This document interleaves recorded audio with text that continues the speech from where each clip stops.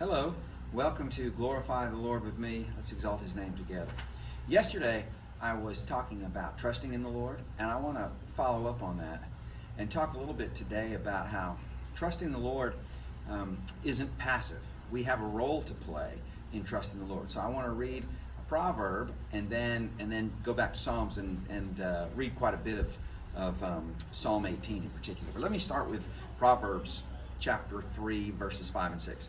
Trust in the Lord with all your heart and lean not on your own understanding. Trust in the Lord with all your heart and lean not on your own understanding. In all your ways submit to Him, and He will make your paths straight.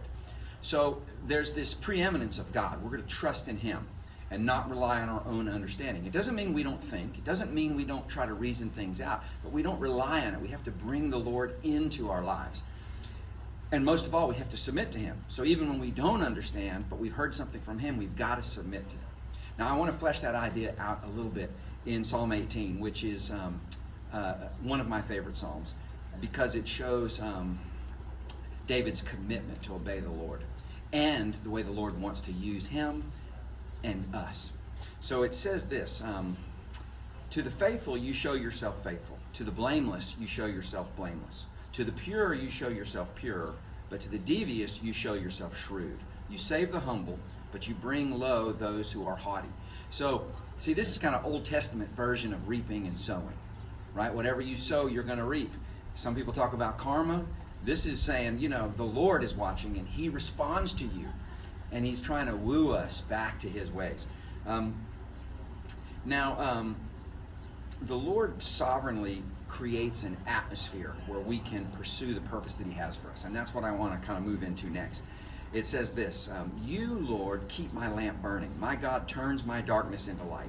With your help, I can advance against the troop. With my God, I can scale a wall. See, so God's saying, this psalm is saying, God creates light in my darkness. And He is, with His help, I can advance against the troop and I can scale a wall. So God's involved. But it's so that we can act and fill out His purposes. So it says this next. It is my God who arms me with strength and keeps my way secure. He makes my feet like the feet of a deer. He causes me to stand on the heights. So see, God is doing His part. But David is saying, I've got to have strength. And for him to stand on the heights, David had to climb up there. Okay? Now listen to this. He trains my hands for battle. My arms can bend a bow of bronze. So God's training him, but David's bending the bow. He's doing his part. You make your saving help my shield, and your right hand sustains me. Your help has made me great. You provide a broad path for my feet so that my ankles do not give way. Okay, so God's really doing His part. Now we're going to switch a little bit, and we're going to still see God in this picture, but we're going to see David now saying, okay, Lord, I'm submitting to you and doing what you asked. I pursued my enemies and overtook them. I did not turn back till they were destroyed. I crushed them so that they could not rise. They fell beneath my feet.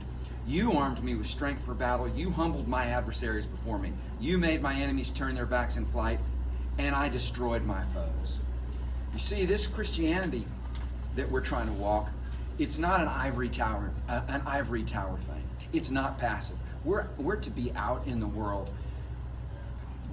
trying to get people to join God's kingdom. And that means that we fight foes. Now, those are not flesh and blood, right? They're powers and principalities. They're evil things that we fight against. But we have a part to play.